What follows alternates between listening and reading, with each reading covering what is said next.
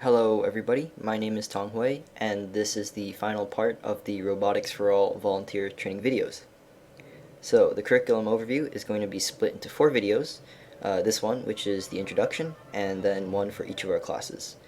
The first part of each video is going to go over what the class is generally about and what we want each student to understand by the end of the class, and the second part of the video will go over what specifically you need to know in order to teach those classes.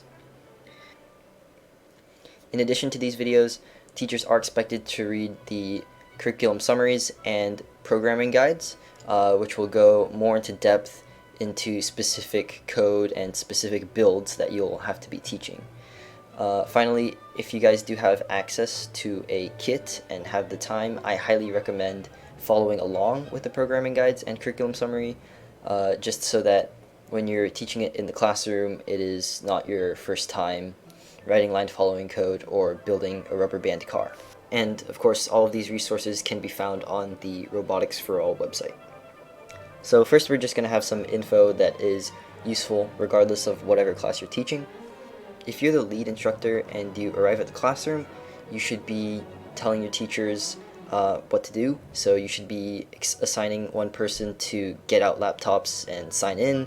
One person should be getting the kits from wherever they may be and putting them on tables, and one person should be greeting the kids as they come in the door and getting them to sit down.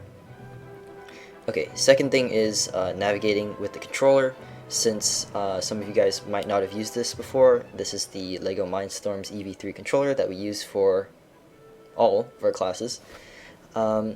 So in the lower right hand corner here, you can see the controller. It only has 6 buttons. Navigation is relatively simple: up, down, left to right. The center button turns the controller on, and the button in the upper left hand corner is used to go back, and eventually, if you hit it enough times, you'll be able to turn the bot off. Okay, so once you get the brick on, there are only 4 tabs. The first one is recent programs that you can run quickly. The second one is to see all of your project files. The third tab is used for controlling motors and sensors. So as you can see in the upper right hand corner, if you press, for example, the upper button and the right button at the same time, you will be powering the motors that are connected to ports A and D. And the last tab is for settings.